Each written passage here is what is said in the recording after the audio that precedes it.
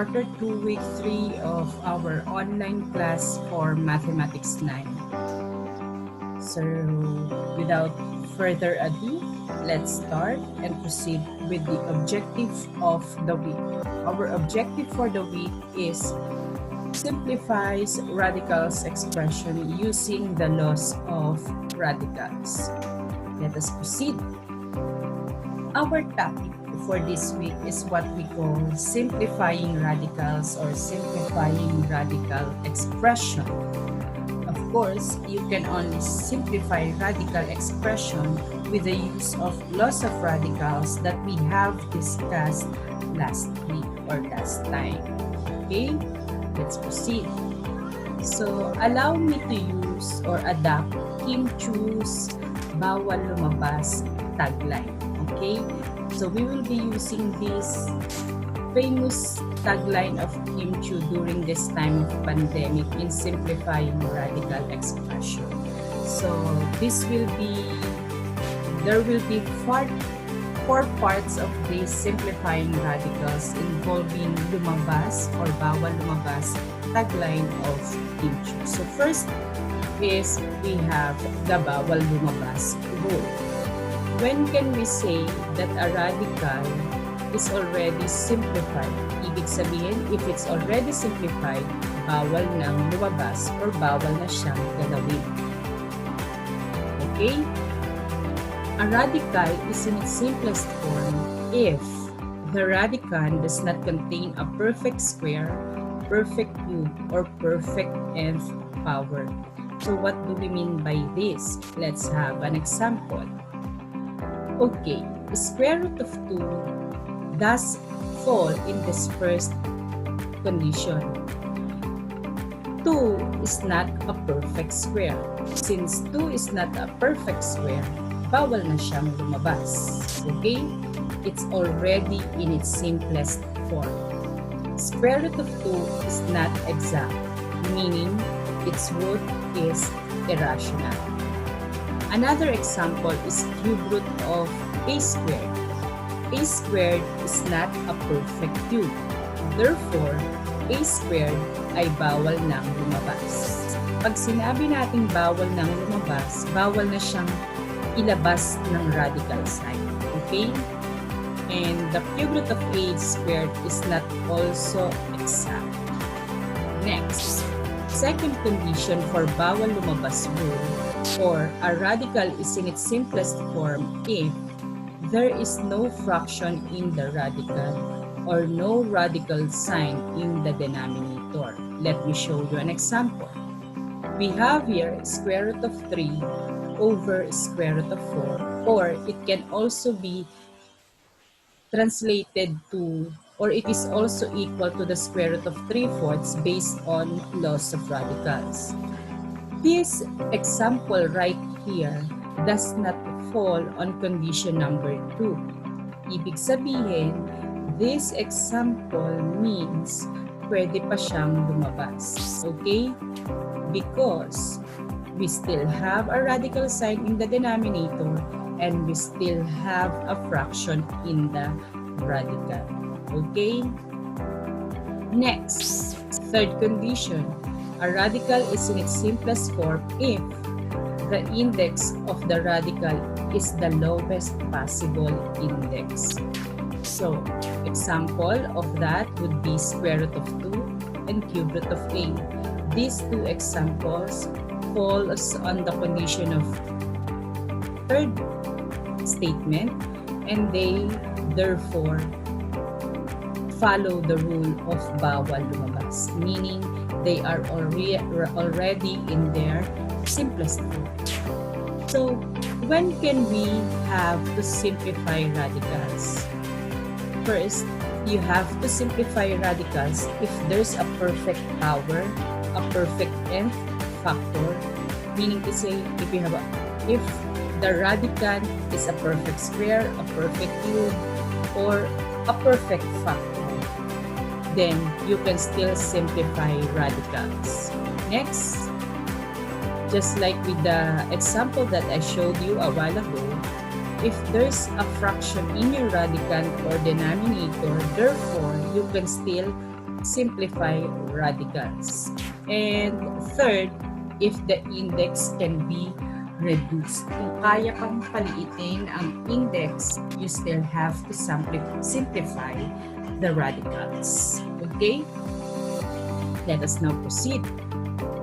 Number 2 rule in simplifying radicals is pwedeng lumabas. Okay? Paano yung pwedeng lumabas? So, in order for you to simplify radicals following the rule of pwede pang lumabas, we can have this. Square root of 16 can still be simplified, therefore, pwede siyang lumabas with an answer of 4. Right? Next, we'll have cube root of a raised by 9. Can still be simplified, pwedeng lumabas, and the answer is a cube. Right? Next, we have cube root of 125. Pwedeng lumabas because 125 is a perfect rule, and the answer is 5. Next, we have here the square root of x raised by 4. Pwedeng lumabas with an answer of x squared. Right? Okay. Next. Under pwedeng lumabas, third rule is kailangang mag-comply para makalabas. Okay? Let me go back to number 3. Pwedeng lumabas if it is a perfect power. Like what we have in this previous example. Okay?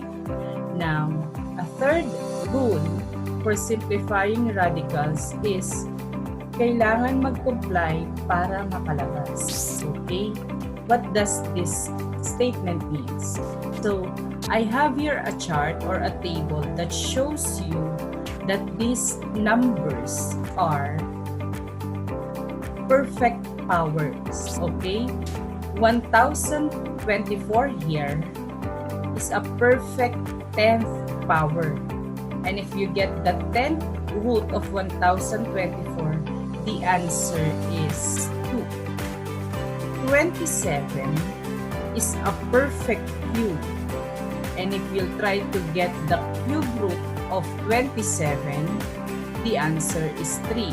Therefore, cube root of 27 falls on the condition of pwedeng lumabas. 3,125 here is a perfect 5th power. So therefore, if you have 5th root of 3,125, the answer is 5. The 5th root of 3,125 is 5. 5th root of 3,125 is a perfect power, therefore, pwedeng lumabas. So, all numbers here are perfect power depending on its exponent. We will elaborate on this on the next example. So, what do we mean with kailangan mag-comply para makalabas? It means you have to simplify radicals by reducing the radicand first. Meaning or simplifying radicals by removing perfect power. Okay? How do we do that? Let's have an example. Okay? Kailangan mag-comply para makalabas. We have here square root of 50. Okay. So, paano yung kailangan mag-comply para makalabas? For simplifying radicals by removing perfect nth power. Okay, as you can see, 50 is not a perfect square because our index in this example is 2. So therefore, you have to look for a factor of 50 that contains a perfect square. So I have here the list, or if you are familiar with the factor of 50 na may perfect square, you don't need this list. But for reference, I'll show it to you how to use this. since our index here is 2, I will look at this area, the one with the exponent of 2, and look at all of these numbers that I can use for the factor of 50. Of course, I can use 25. So therefore, 50 can be illustrated as the square root of 25 times the square root of 2. Using the laws of radicals, if you will multiply this is equal to the square root of 2. Now, ito na yung kinomply natin in order for one of them to be simplified or para makalabas yung isa sa kanila. And therefore, since you have square root of 25, the square root of 25 is 5. Therefore, the final answer is 5 square root of 2. Because 5 times square root of 2 is 5 square root of 2. So therefore, nag-comply, may nakalabas. Okay? Next, cube root of 81. Another thing, how can we know if is 81 a perfect cube? Let's check the chart. So we have here, we will look at the one with 3 or exponent. As you can notice, 81 cannot be found in this column. Therefore, 81 is not a perfect cube. So kailangan nating mag-comply just like what we did here in the square root of 50. Look for factors or look for number here in n cube that is divisible by 81, and that is 27. Of course, if you have cube root of 27 times cube root of 3, that is equal to 81. And the cube root of 27 is 3. Okay? So, if this is 3 times cube root of 3, the answer is 3 cube root of 3. Okay? Nag-comply yung cube root of 27, therefore, nakalabas. And the simplified form of cube root of 81 is 3 cube root of 3. More example. Let's now involve variables. Okay? So, in order for us to do this, ganun pa rin. Is 32 a perfect power of 5? Let's look at the list. Look at N5. And as you can notice, there's 32. Then, the fifth root of 32 is 2. Now that you have that idea, let me rewrite. So, we have 32. But we have these variables. Okay? We have something to do here. We can still simplify this, okay? So, what I'll do with 7, I'll change it to x raised by 5 times x raised by 2. Because x raised by 5 times x squared is x raised by 7.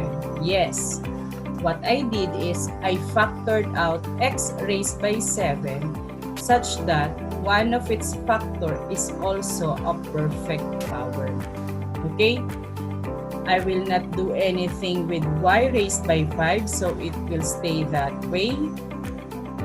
And followed by z. It cannot be factored out anymore. Now, let's simplify. 32, fifth root of 32 is 2. Let's cross this out so that you can know that it's already answered, and its answer is 2. Next, 5 or x raised by 5, fifth root of x raised by 5 is x, because this is cancelled from there. Okay? Then, y raised by 5 is also cancelled from there, and that's why you'll have y. And the remaining radicand that we have is that we have x squared z. Okay? Another way to answer this is through this, wherein you don't have to do this. Okay? I'll show you the shortcut. If you are familiar with division, then it's easier for you. Know that the fifth root of 32, isa-isay natin ito muna. Fifth root of 32, or let me write it here.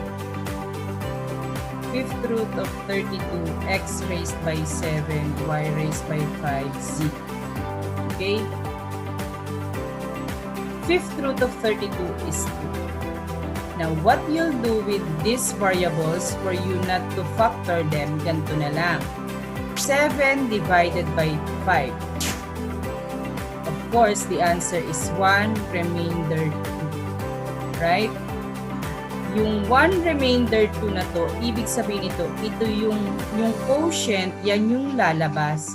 Yung remainder, yan yung nasa loob. So 1, write the base, and then fifth root of remainder 2 base. Okay? And 5 divided by 5 is 1 without remainder. So you'll have y. Wala kang remainder, so wala ka isusulat na y sa loob. And 1 divided by 5 cannot be divided, so that one will stay inside the radical sign. So this is how you will answer that. To fully understand this example, let's have another one. Okay? I have here 5 fourth root of 48, a raised by 4, b raised by 10, c raised by 5. Okay. So, with that, let me write it here. Fourth root, and we'll have 5. 5 is not an index, but a coefficient, okay? 48 is not a perfect power, right? A perfect fourth power. As you can notice here, there is no 48. So therefore, 48 is not a perfect power of 4.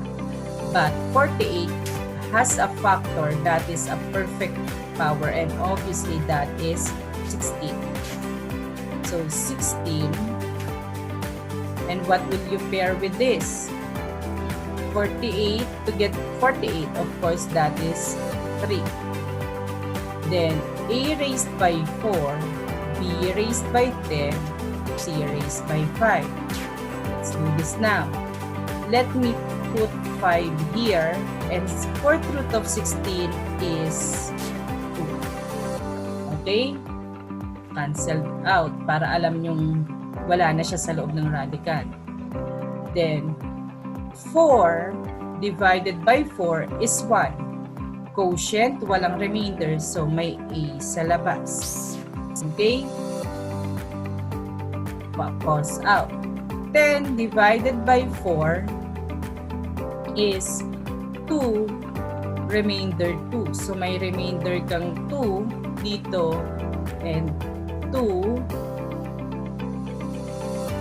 remainder 2. And lastly, 5 divided by 4 is 1, remainder 1. Right? So, 1, remainder 1. Okay? And then you still have 3 here. Kasi naiwan siya sa loob, siya yung bawal ng lumabas. Then, simplify this. 5 times 2 is 10. Then, you'll have ab squared c, fourth root of 3b squared c. Okay? That is the final answer for that one. And then next, and that's about simplifying radicals. Kailangan mag-comply para makalabas. Okay? And then next, kailangan mag-comply pero bawal nang lumabas. Bawal pa rin lumabas. Ibig sabihin, we are now working with simplifying radicals, reducing the index to the lowest possible order. Example, 8 raised by a over 6. 8th root of a raised to 6. As you can notice, the index here is very high. Ibig sabihin, pwede pa siyang paliitin with response in relation to your radical. As you all know, 8 root of a6 can be translated to a6 over 8 as an exponential form. This can be reduced to lowest term to 3/4, right? Now that it's already 3/4, change it back to radical expression. You will have 4th root of a raised by 3. So, nag-comply pero bawal pa rin lumabas. Okay? Another example, 4th root of 25. 4th root of 25 can be 4th root of 5 squared because 25 means 5 times 5. And if that's the case, 5 becomes 5 raised to 2 over 4 or 5 raised by 1/2. Change it back to radical expression, you now have square root of 5. So from an index of 4, it becomes 2. So napaliit pa natin yung index. Nag-comply tayo, pero still bawal lumabas. And lastly, we have 6th root of 27m cubed n cubed. Okay? So we have here, this can be now 6th root of 27 means 3 cubed, m cubed, n cubed. Okay. So, if you do not want to do this, yung nagtatranslate pa to exponential form, you can have this. What is the common factor of the index and the exponents? Yes, you are right. 3. Okay? So, divide all of the index and exponents by 3. So, 6 divided by 3, meaning to say your index now becomes 2. 3 divided by 3, 1. So 3 becomes 3 on M. 3 divided by 3, 1. M. 3 divided by 3, 1. So N. Nandito po yung mga 1 imaginary. Okay? So from 6th root, it becomes square root of 3mn. Okay? Next is another way to simplify radical expression is by rationalizing the denominator. When we say rationalizing the denominator or rationalization, it is the process of removing the radical sign in the denominator. Remember, if you still have a fraction in your radical, meaning it can still be simplified, pwede pang lumabas. So, paano natin gagawin? Square root of 3 over 2 can be translated to square root of 3 over square root of 2 using your laws of radicals that we have discussed last week. Now, to remove or eliminate the radical sign in the denominator, you have to think of a number that you can multiply to both numerator and the denominator that can make the denominator a perfect square. So I'll multiply this by square root of 2. Because if I multiply the numerator by square root of 2, it will become a perfect square. Therefore, we can now remove the radical sign. So square root of 6 all over 2. This is your final answer. Okay? Another one. Cube root of 32. Okay? So to better understand this, let's simplify both of these first using removing perfect nth power. Cube root of 32 can be cube root of 8 times cube root of 4, right? Because 8 is a perfect cube. Then cube root of 54 is cube root of 27 times cube root of 2. Now, we can simplify. Cube root of 8 is 2, giving us cube root of 4. Cube root of 27 is 3 times cube root of 2, you will have 3 cube root of 2. Okay? Now, mag-iisip na tayo ng ipang-multiply natin sa denominator para mawala yung radical sign sa denominator. So, I'll multiply both numerator and denominator by cube root of 2 squared.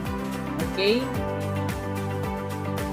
Ma'am, why is it 2 squared? Of course, in order for cube root of 2 to be a perfect cube, it must become 8 for it to be a perfect cube. So, in order for this to become 8, I'll multiply it to 4.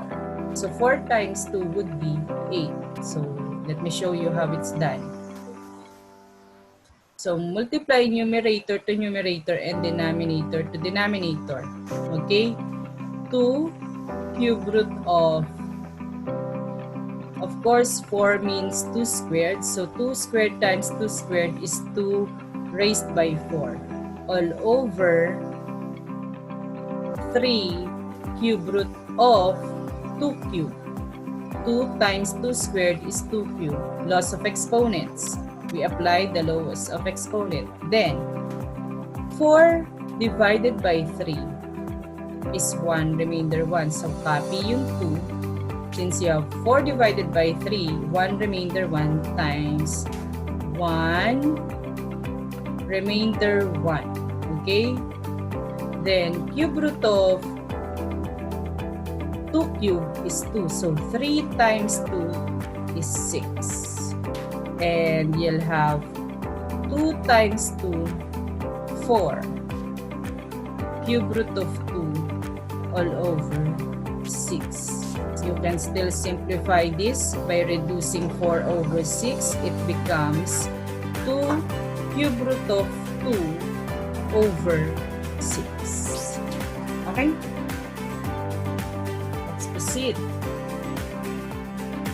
Let's proceed with another example of rationalizing the denominator. It is still about simplifying a radical expression. And let's have the cube root of a squared over cube root of b.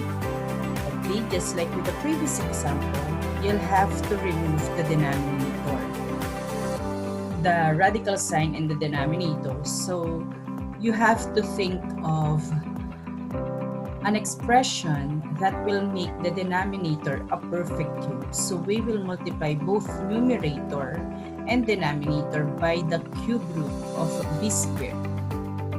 Okay? Because if you will multiply your denominator, it will become now a cube root of b cube. And as you can notice here, your radicand becomes a perfect cube, right? And let's multiply our numerator, and we will have a squared, cube root of a squared, b squared.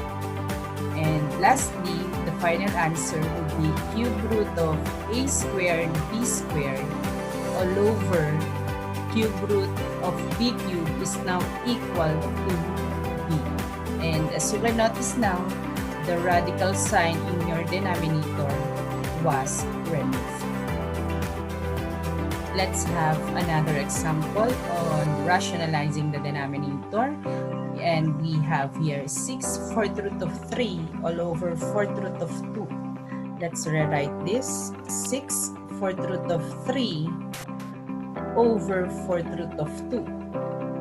Multiply both numerator and denominator by an expression that will make the denominator a perfect fourth power or a perfect power of 4.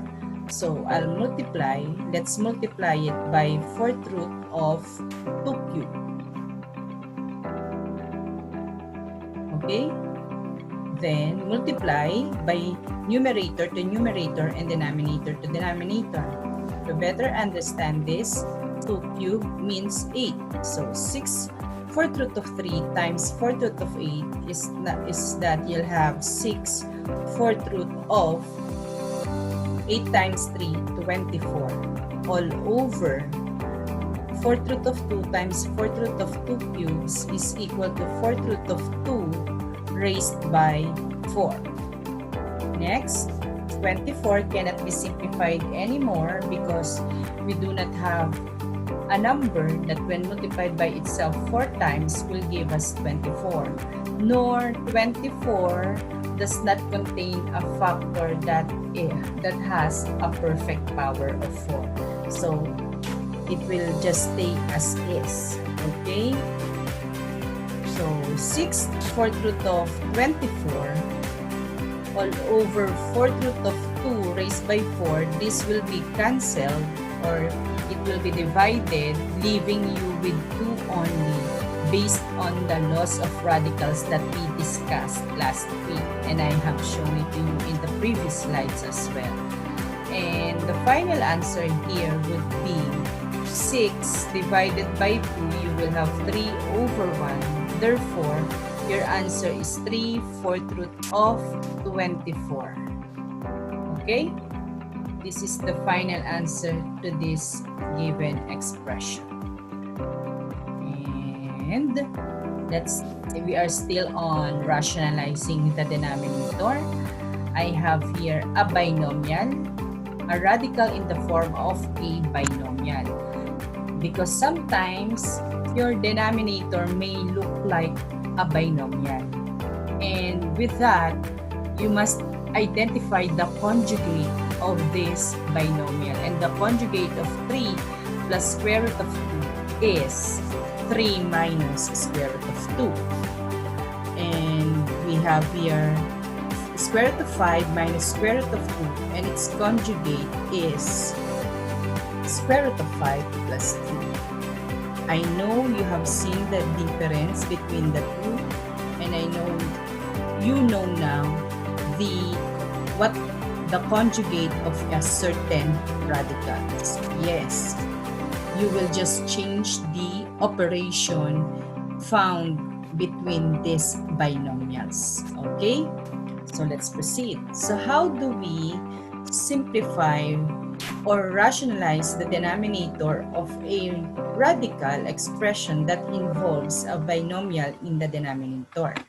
Let's rewrite this. 3 all over 2 minus the square root of 3. You will multiply both numerator and the denominator by the conjugate of the denominator, and that is 2 plus square root of 3. And then proceed again by multiplying numerator to numerator and denominator to denominator. So let's show that. 3 times 2, 6. 3 times square root of 3, that is 3 square root of 3 all over. Of course, since you have a binomial here, all you have to do is to use the FOIL method. But we will not use the whole FOIL method because the OI will give you 0. All you have to do now is to multiply the first and the last terms. So 2 times 2, 4. Negative square root of 3 times positive square root of 3 is negative square root of 9. Negative square root of 9. And then we can simplify the denominator. Square root of 3 all over 4. Square root of 3 means minus 3. And then copy again your denominator. 4 minus 3 is 1. And now your final answer would be 6 plus 3 square root of 3. Okay? That's how you rationalize the denominator involving a binomial in your denominator. Another example, let's have 5 all over square root of 3 minus square root of 2. Again, multiply by the conjugate.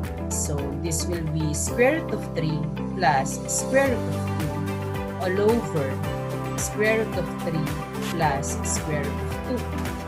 Proceed by numerator to numerator and multiplying the denominator to denominator. So you'll have 5 square root of 3 plus 5 square root of 2 all over square root of 3 times square root of 3 is 3, and square root of 2 times square root of 2, and you'll have 2. Then 5 square root of 3 plus 5 square root of 2 all over 1. The final answer is 5 square root of 3 plus 5 square root of 2. Is it always 1 in the denominator? No. It depends always on your given. Okay? Now, if you have any more concerns, questions, and clarifications, you are free to contact me on my Facebook account via Messenger. Okay? That would be all for this week's lesson. I hope you learned something, and I hope you'll be able to apply all of it to your given tasks for the week. Thank you, and see you again on our next video tutorials. Bye!